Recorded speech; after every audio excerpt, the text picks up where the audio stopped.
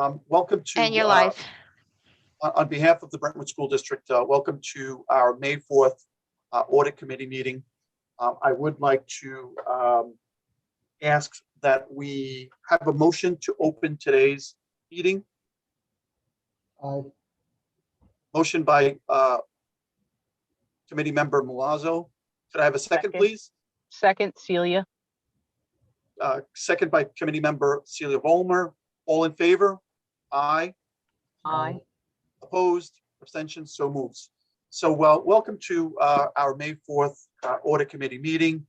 On behalf of the district, I thank and I welcome our CPAs who are with us tonight to give a presentation on the external audit work that they do for the district. With us today are Joseph Kem, Brent Jensen, and Brian Swama, all of the EFPR group. So with that being said, Ms. O'Connor, I guess I'm going to toss this to you so that you could give just a brief overview of what it is that we're doing tonight. And then I guess you'll proceed with the auditors. Okay, yes, welcome everybody. Thank you for joining us at our audit committee meeting. As we do every year, we have a kickoff to our external audit just to go over expectations on both sides, to talk about the process a little bit, and just to review any concerns of the audit committee. So with that said, Joe Kem and Brent Jensen and Brian, you can begin going through the document. Yeah, good evening, everyone. Joe Kem, the engagement partner. Really, my part is easy. I simply want to let you guys know I've really enjoyed working with you folks over the years. I am actually going to be retiring following the end of this engagement. So your team is intact. Your team will continue, which is I think very good news. But as for me, I will be sort of riding off into the sunset. So I have enjoyed it. I will be there during the fieldwork part of the engagement, but I'm not sure I will be there at the board meeting. So I just really simply wanted to, alert you, let you know that there's some transition at EFPR. So having said that, I'm going to turn it over to the transition, and he can start going through the process. Good luck and thank you for all your good work, Joe. Thank you. All right, thank you, Joe. Hi, I'm Brent Jensen. I'm the director at EFPR, and I run the audit fieldwork part of the engagement and perform the first review. And I'm going to start off with going through the document that was handed out in advance of this meeting with a quick outline of what our audit planning will be.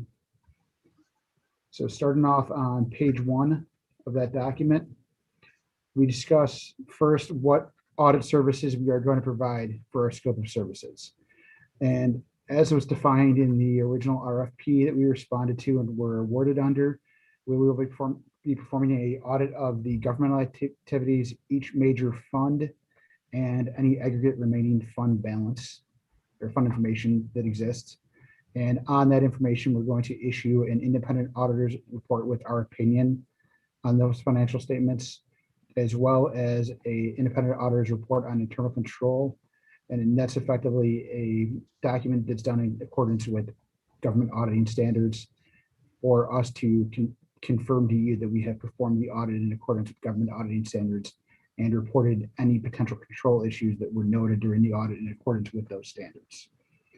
Additionally, we will also perform the federal single audit, which is a compliance audit with your federal expenditures, and an audit of the extra classroom activity funds, which is done on the cash basis for the statement of receipts, disbursements, and fund balance for each of the various individual clubs. And can I just ask that you check the waiting room? I think we have somebody waiting there to come in. Oh, sorry. I'm not exactly sure how to do that. Give me 1 second. If you stop the share, it's. Yep, I see. Yeah. I think I just let that person in. I think that was Simone. Is she here? Yes. Okay. So continuing on, If the need should arise, we would also issue a management letter, which would be where we would discuss any potential issues we might find that don't rise to the level of a reportable finding in the report, or even sometimes just informational comments such as upcoming new standards where GASB has been rather active over the years in terms of the required implementation of new standards. We put that type of information there for you as well. Or even in the coming year, there's going to be quite a few things that come out about the new federal funds that are going to be available to school districts. So we may have informational comments about that as well for you as we close in on the end of the year in that management letter. And then lastly, we would obviously meet with you as requested with the audit committee and board toward the conclusion of audit and at any other point that is requested of us. The audit team, as Joe mentioned, will remain as it was last year, led by Joe Kem as the partner, myself as the director, and Brian Salma as the audit manager. And we will also have staff accountants that work under us on the team. Going forward to management responsibilities. So in the performance of any audit, there are certain responsibilities that management has. They're spelled out here. The most important ones of which will be to identify specific compliance requirements and develop controls over those laws, compliance requirements, general internal controls over accounting and safeguarding of the assets of the district. And then you will be providing us the documentation needed in the course of our audit. We will perform certain non-attest services for you in the performance of this engagement. Most important, we are going to be performing the preparation of the financial statement, which is overseen by an individual, which in this case is Stacy, where she will oversee the service, review it, and give the district's approval of that service. And she has the suitable skill, knowledge, and experience to perform that role. And that's really the important things out of this page. For the next page on engagement objectives. So the audit is planned to perform, is planned to be performed to provide reasonable, not absolute assurance as to whether the financial statements are free of material misstatements. We perform all of our procedures with a materiality limit, and that limit therefore gives a reasonable assurance. We will determine if there are any significant risks in the course of the audit and inquire of both management and the audit committee as to any potential risks they see, any potential fraud or similar items. We're going to develop a sufficient understanding of the district's internal control system. We have a pretty good layout already of what the internal controls are. We have some understanding from last year as to what changes existed during these COVID times where everyone had some level of change to their internal control systems as a lot of people really modernized them and brought them largely to electronic internal control systems. So we'll make sure we continue to update as necessary what the internal control systems are in place, perform our annual walkthroughs of those controls to make sure that they're still being performed in ways that are consistent with best practice. And we will also perform the single audit to ensure that you are complying with your federal grants. You have pretty consistently in the past had similar federal grants year over year. There may be some change to that in the current year. The CARES programs would bring some additional funding potentially in this year, but much more so probably in the 21-22 year. And there may be more additional funding coming from the federal government as well in that 21-22 and subsequent years. Then we would communicate our responsibilities, which we've done through the engagement letter, have this planning meeting with the audit committee, and then work toward the timely issuance of their reports. And lastly, we will always maintain our independence from the district, as that's required of us to ensure that we maintain that independence. For the audit approach, we include the review of prior year audit procedures and results.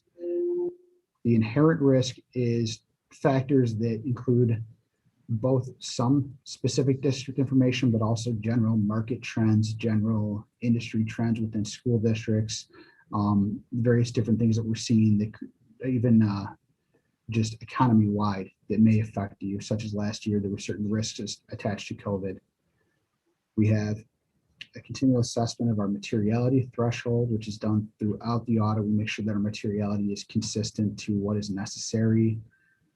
And we, we continue to redesign the scope of our audit as necessary. But for the most part, we've been able to perform our audit plans without any significant change in prior years. So I would expect to be able to do so again.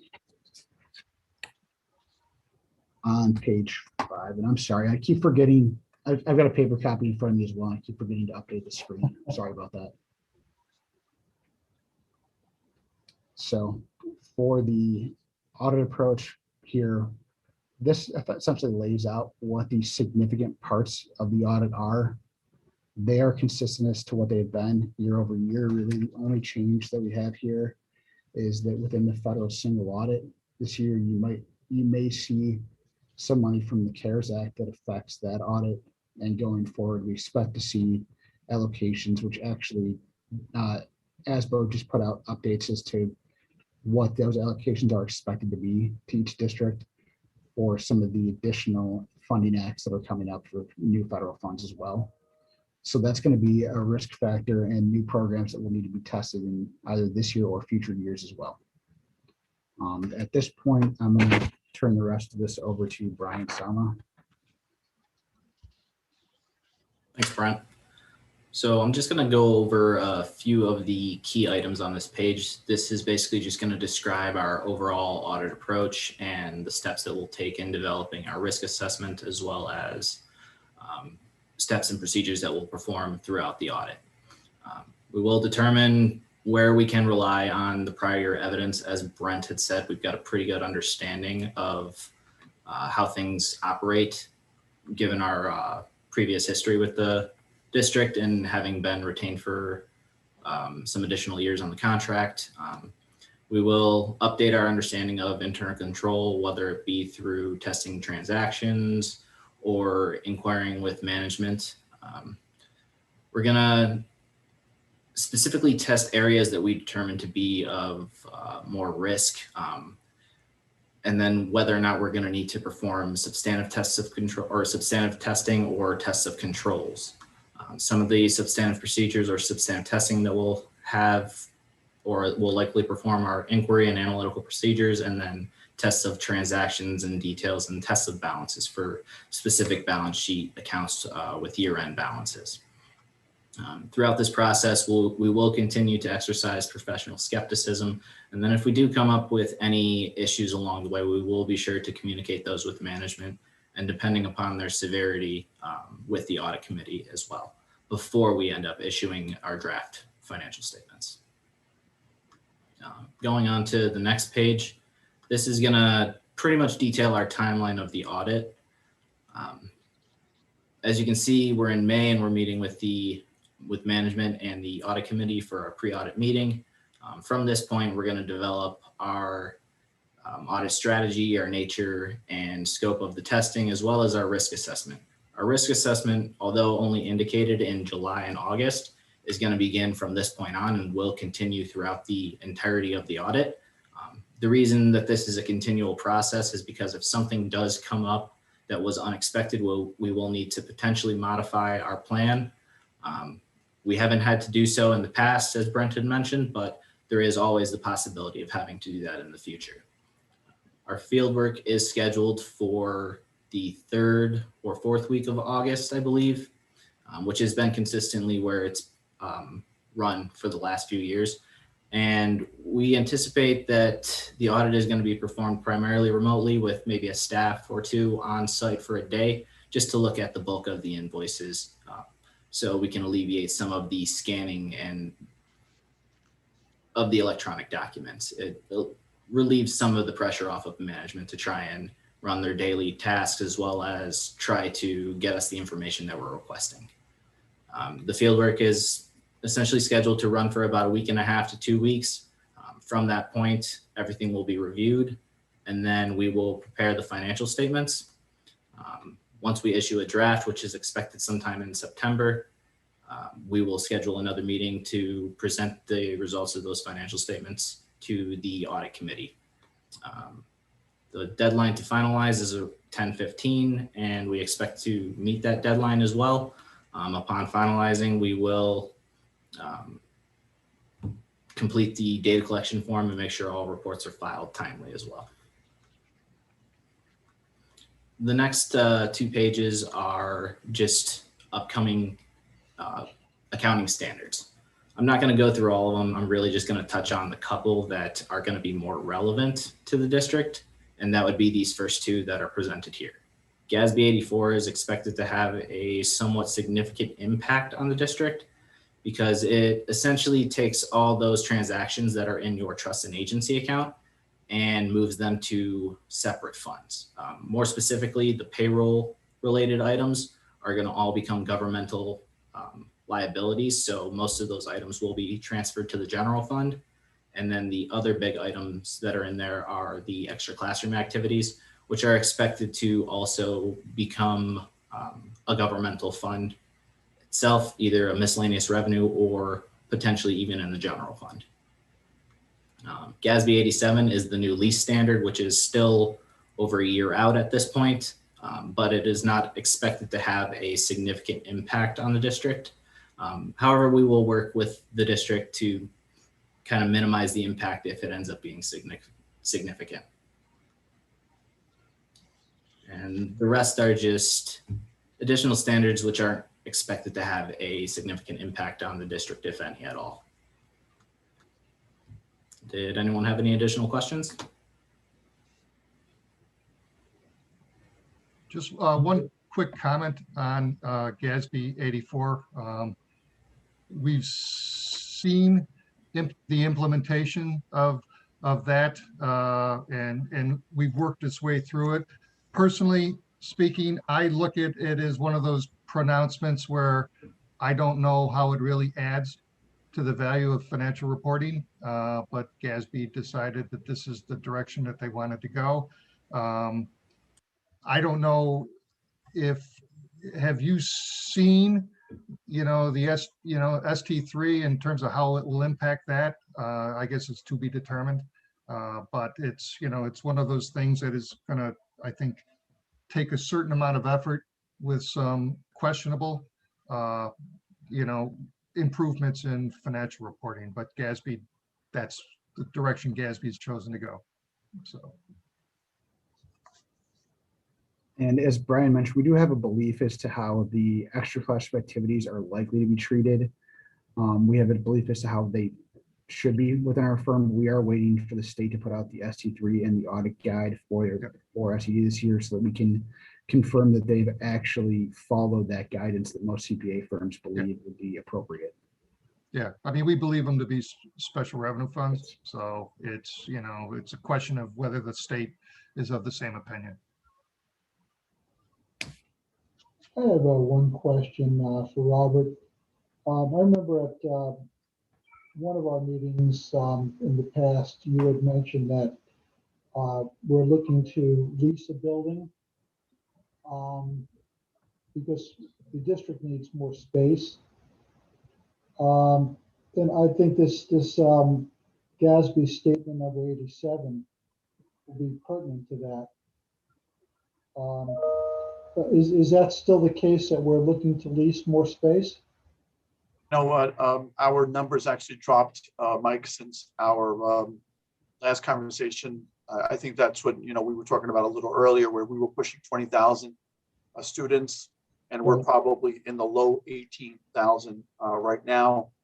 And what we did was we also made some modifications in terms of the what we were housing in our buildings. So we moved all of the, or I guess almost all of the pre-K classrooms off-site, and we actually gave them to our partners in the community that offer the pre-K. So we ended up generating more classroom space just by moving the pre-K program off-site. So I think that we're okay, but as we mentioned earlier, I'm going to say that we are expecting a pretty big number of students coming into this district over the next several months, and Long Island has a very large population of Central and South American families who would probably be housing these students who are coming in, newly arrived students coming in. So between Brentwood, Central Islip, and Bayshore, I think that we're going to get a bulk of the of that population, and we'll see how we handle that. And I think one important aspect about all of the GASB statements that are potentially significant to you, be it GASB 84, 87, or even if you have large capital projects, 89 could become important. None of them are going to affect directly your budgeting for your general fund. They either only really get into accounting issues in long-term type items that go into the government-wide statement, or if they do touch the general fund, like 84 will, it's really going to only touch your liabilities side of it. It's going to touch your balance sheet. It's not going to hit that income statement where you're getting into what's being budgeted for revenues and expenditures. So it's not going to really be an accounting change that changes operation. Brent, and just specific to this, I think if I remember correctly, what we're talking about here is how it is that we're reporting and identifying the retirement fund liability that we had. I mean, that could be, tens of millions of dollars. Aren't we talking about that specific account? I think we talked about this last year, how it's being reported and how it's being identified on our financials. So the GASBs that deal with the retirement fund stuff go back a little ways. That's being reported consistently right now to what it has been for a number of years, and I'm not expecting that to change. What does change is the measurement date. And we talked about the close of the prior audit, that the measurement date for ERS last year was at the absolute worst moment possible. They measured it at 3/31/20 right at the start of the pandemic, just as stuff started to crash. So your funded percentage went from the mid to high 90s that it had always consistently been down to 86%, which caused that liability to jump way up last year. So in terms of the discussion about the pension stuff last year, I think that was mostly about why did that number get so much bigger in the 1 year? And that had everything to do with just the measurement date. And given what the market has rebounded to pretty much across different types of investments, I would think that we're going to probably see that measurement date of 3/31/21 change it back to something closer to where it was prior to COVID hitting. So that's really probably kind of a blip on the radar for that. And once again, that's only government wide. There's really no other GASB statements that are happening right now that are going to affect the pensions directly. No. The stuff like that we're looking at, it's fiduciary activities. It's taking stuff that was in trust and agency and moving some of those liabilities around to other places because they don't want to call it trust and agency anymore. They want to call it custodial and to redefine what it means to be fiduciary. Or 87 would be, if you have long-term leases, we're going to bring more detail of them directly into the financial statements, but only on the government-wide basis, not on the fund basis where you actually operate. Or even, as I just mentioned, 89 is an accounting change that changes how you treat interest that's paid on long-term debt that's related to construction. Once again, that's something that only affects how that government-wide statement comes together. It has no impact to the fund basis, which is why I was saying that there's nothing here that affects how you operate, because nothing affects the fund numbers that you use to budget and operate on. Thank you. Yeah, I mean, the big operational swings really have not really a lot to do with GASB. It's the source of funding that keeps changing. A year ago, we were sitting here saying, okay, New York was in a position where, they were doing a holdback of aid. Now they've basically turned it around so that between the federal government coming in with a big, with a significant amount of money, the state aid, is also a significant amount increased in the 21-22 cycle. So that creates a different set of issues, that the district will have. But I think a good problems to have. I think that's, in terms of where we were, a couple of months ago, where we are, this is a good problem to have. Absolutely, with the change in foundation aid and I think I looked it up. It was about just about $60 million, give or take, of additional federal money. That's a yes, absolutely. Yep. Absolutely. It's a big change from a year ago when, because of the state budget, they were basically holding back funding. So.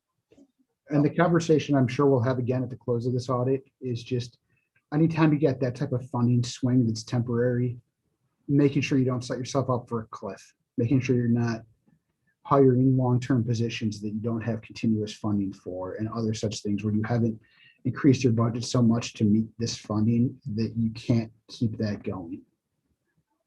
Brent, and it's funny that you say this because, we talk about this all the time as a board, and I think that if you could spend a couple of minutes, just elaborating on that, I think that it's important for the community to understand, and certainly I think that all the audit committee members understand this, that this temporary funding is kind of like a one-shot kind of deal, especially the money coming from the federal government. I believe that it's $20 million a year, $60 million total, for a total of, 20 million per year. And I think that from what Ms. O'Connor was saying is that they actually, outline the fact that we should be using this on non-recurring costs.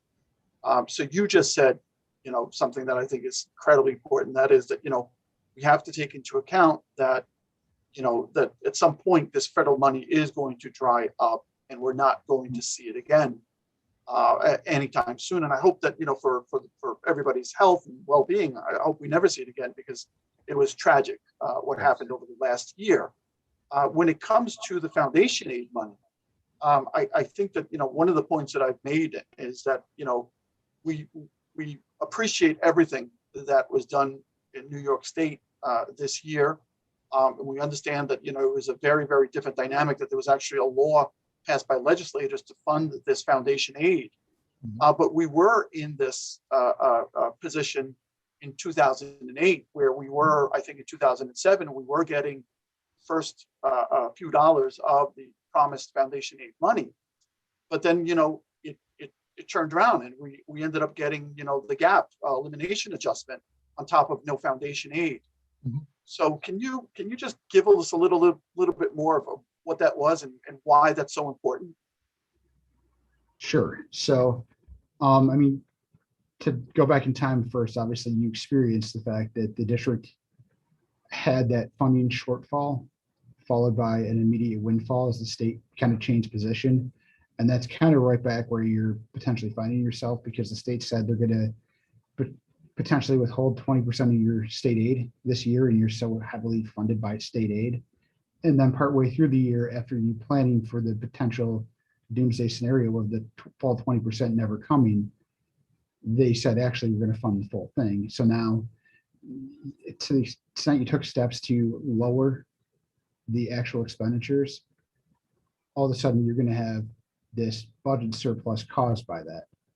And it's going to look like maybe your planning wasn't good and you over budgeted, and you're going to have all this extra money, and it's going to be hard to keep it within the 4% fund balance guideline and such. And the temptation becomes to look at that, look at the potentially $60 million that Joe mentioned of federal money coming in, see all this money that's potentially available, and say, well, we really have always wanted to reduce class sizes from 25 or whatever they're at to down to 20, and say, let's go hire 20% more teachers.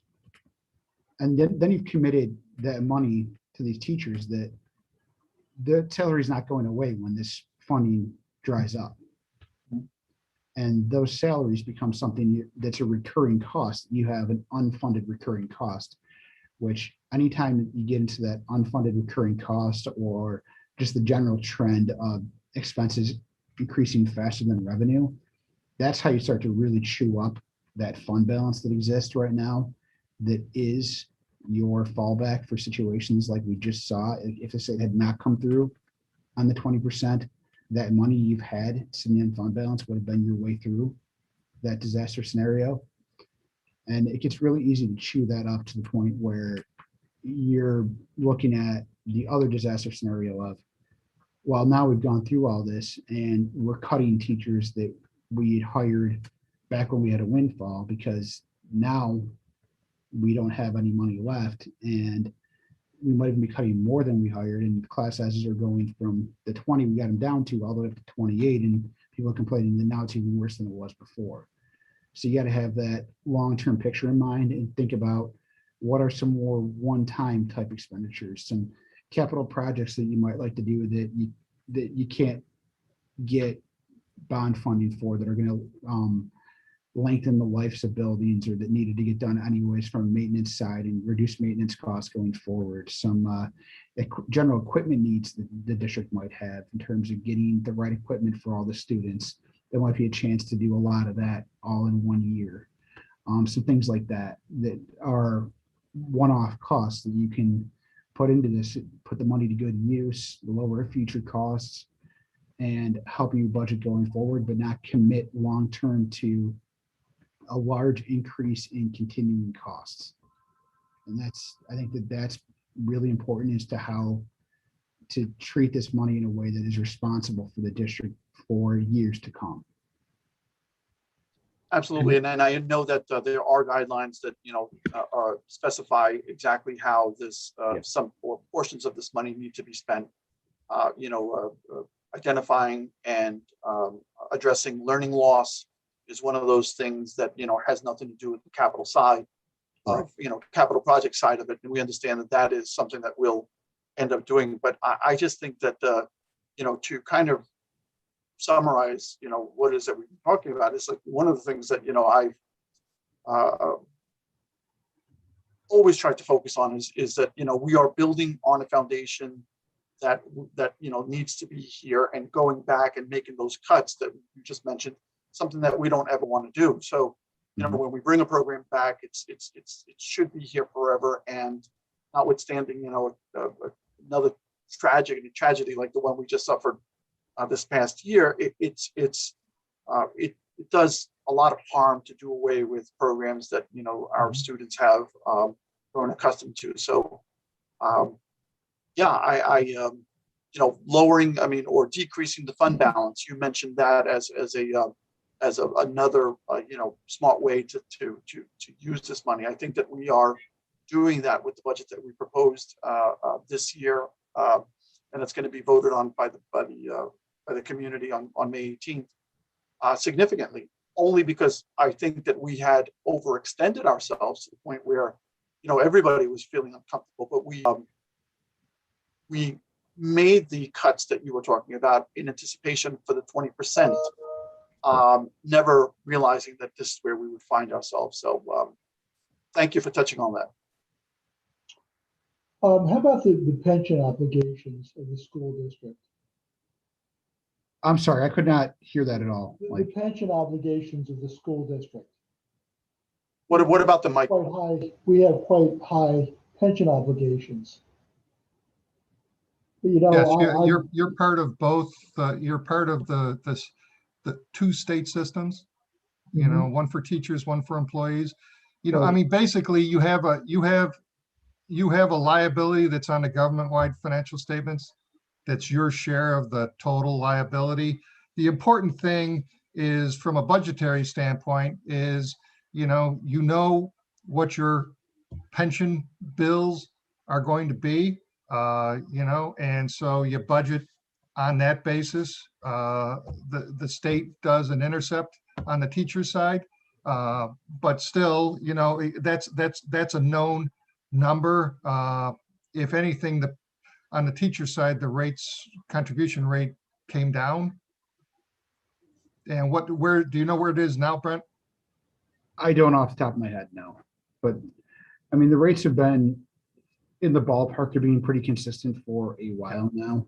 There was, going back a long ways, I think it was around 2008, you saw jumps that basically doubled the pension cost within a single year.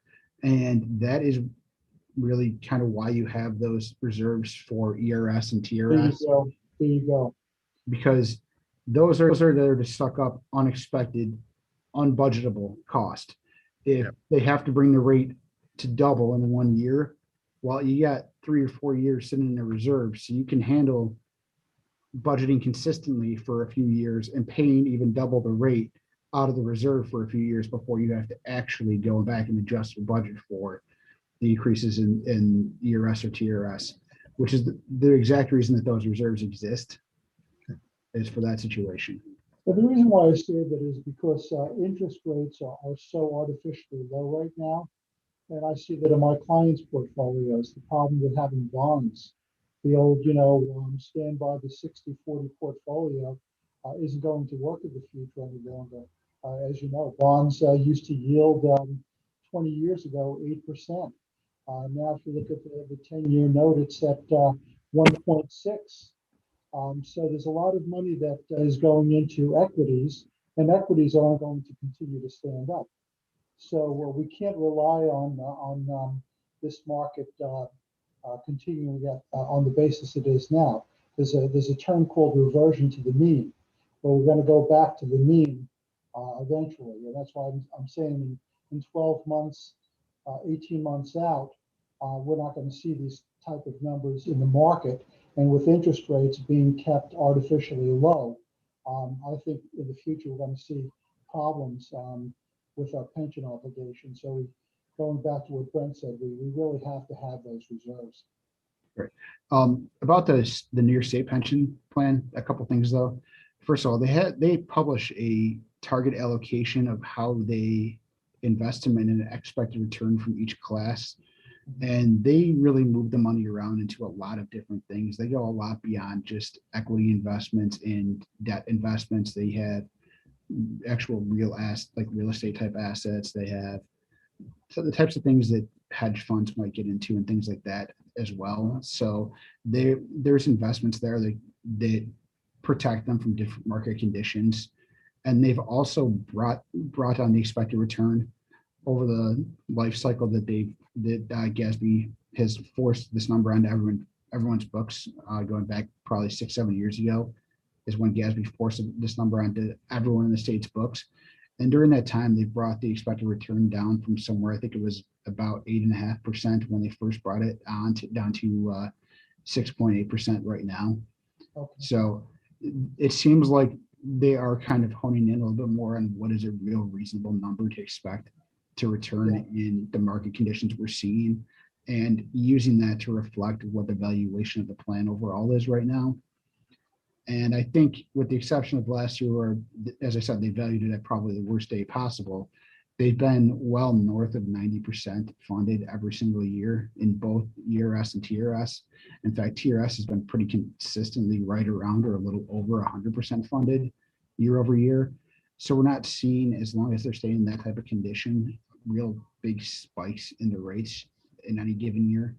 It would be if there's really bad losses, you might see a 2008 happen again, but it would have to be kind of full economy failure, not just stock market failure or just bond market failure, because they are diversified into so many different investment types and industries.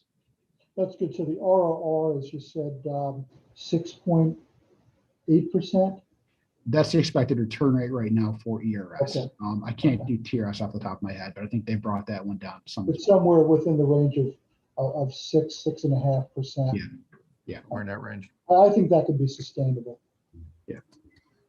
Yeah, they actually, the state controller puts out a publication every year that goes through and really kind of explains, what the thought process is in terms of the investment strategy and the return strategy. And like I say, consistently, they've done a good job of investing those funds, which over time has, basically resulted in a kind of a stable, retirement bill within limits based on people, because it's not like they're on a continuous basis making up for shortfalls in investment returns. So, and like I say, and that's available. I mean, I have a copy. I can shoot it to you. It's just there is a science. There is a science to it. But again, from the operational standpoint of the district, it's pretty much it's a mandated expense. They tell you what it is, you basically budget for it. So from an operational standpoint, it's just another one of those expenditures that you cover for as part of your budget. Right. Well, that's the sustainability rate, let's call it, the 6.5%. Because to Robert's point, though, you start adding more staff, more teachers, you increase the budget, and now you're putting more of a strain on the pension system. And the other important thing that happened that should keep another spike from similar to 2008 from happening is they created the new pension tiers of tier 5 and tier 6. And now your tier 3s and tier 4s are the retiring employees, and your new employees are coming in as tier 5s and tier 6s. And it's a significantly different pension plan that's offered to them now. It includes employee investment consistently throughout the life of their employment for the tier 6s. So as you take the people that were getting really what is the traditional thought of a pension plan and kind of graduate them out of the system and replace them with the tier 6s that are somewhere between a 401k and a traditional pension plan, that should keep the cost from spiking as well. Yeah. Because you don't have the same statewide cost to those employees that you had to the prior employees. So it's like a hybrid between a defined contribution and a defined benefit plan. Yes, the tier 6s really move further and further away from that traditional pension. I mean, that's what the private sector did. The private sector, the S&P 500, has probably about 7% of the Fortune 500 that actually has defined benefit plans.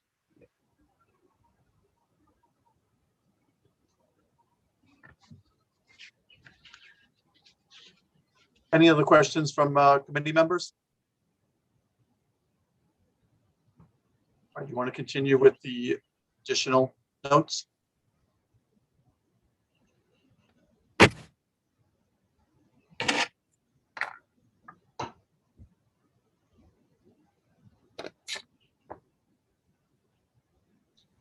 So are we done with the presentation?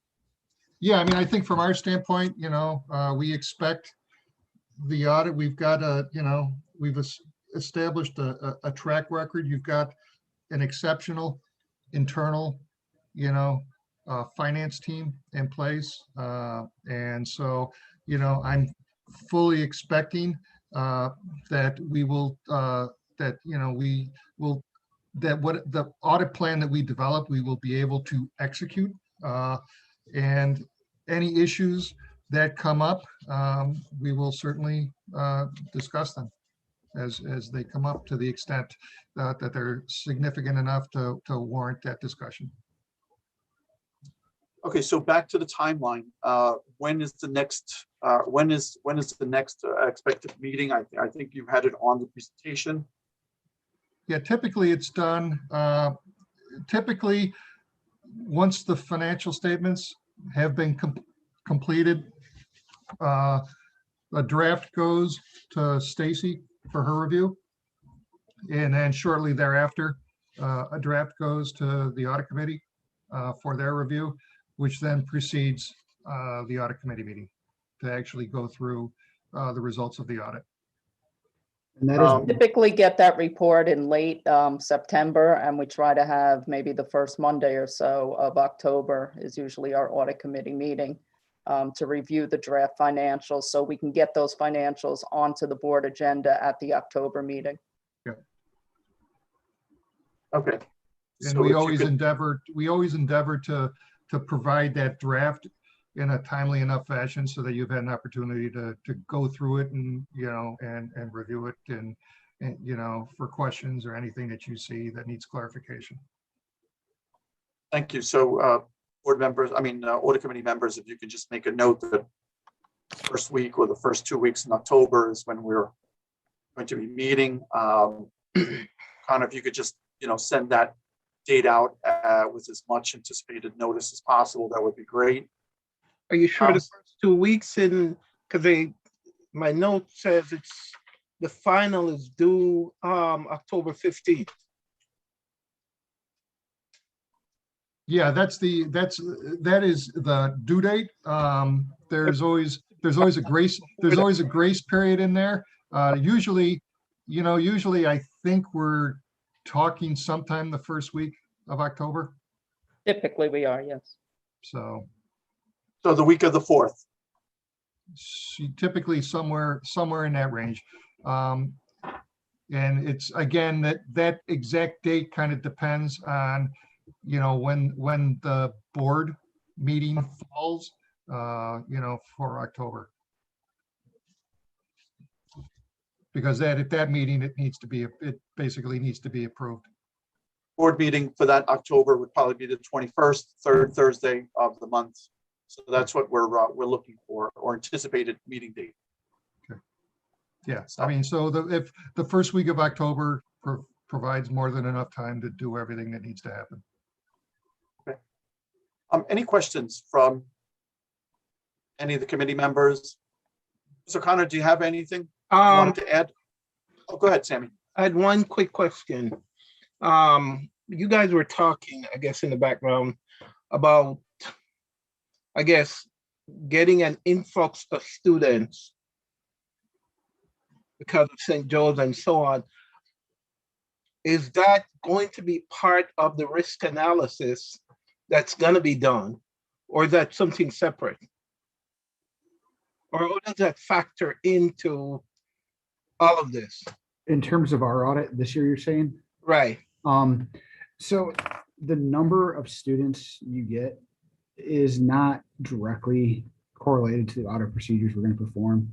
The reality is that our audit procedures are set based on direct risks we see in internal control and controlled changes. Inherent risk, it's a factor in, but there's a lot of factors to inherent risk that go beyond just the number of students. So it will be a small part of our inherent risk factor. Got to be 87. In terms of the leases? Right. If you have to go out and start, if you have 2,000 more students, right, to get more facilities for them. Yeah, right. So how do you kind of, I'm just thinking of the when and the how. So first of all, I don't think that that's going to happen before the 6/30/21. Okay. And that we're looking at for the audit. If we were looking at the overall financial condition of the district going forward, it's certainly relevant to that. And it can certainly, if it happens, be part of the discussion that we have with the committee about planning forward. But I don't think that something's expected to potentially happen in the 21-22 years directly relevant to the audit of the 6/30/21 fiscal year end. It would become relevant if we had concern about your financial condition and ability to operate going forward as to how that was going to happen. The district has been in a strong position from fund balance. If anything, you've been leaned more toward during our time with you, the side of having to find a way to get back to the 4% to make sure that you're staying within the state guidelines of what's allowable fund balance, than concerned about not having enough fund balance. So I don't think that having to potentially expand your operations is a major concern from a what would be called a going concern or economic condition standpoint, which is where it would become relevant to the audit. So I don't think it's a significant risk factor to our audit this year, ultimately. Any other questions? Ms. O'Connor, anything to add to what was presented? Just in terms of the timeline, we've done this a number of years now, and we've always hit our timeline. We work very well together, and I appreciate how, you're very respectful of our time, even coming in to relieve the burden of scanning. So things have just really worked out well, and I want to thank you, and I'm very confident we'll hit that timeline again this year like we have every other year.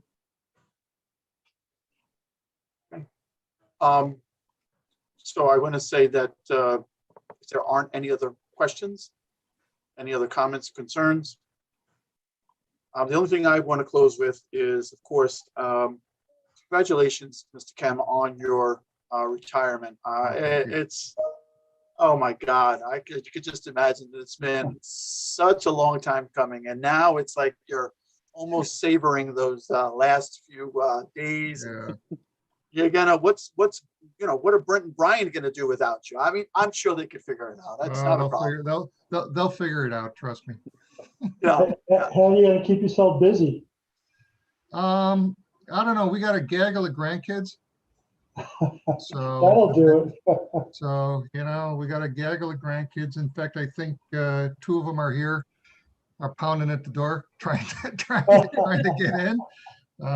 But yeah, no, I'll find a hobby or 2. Good for you. Just nothing that has to do with the numbers. Okay, just stay away from numbers. That's it. Just I don't know, something else. It's been 42 years. Wow. Oh Time wow. to hang it up. 42 years is good. You paid your dues.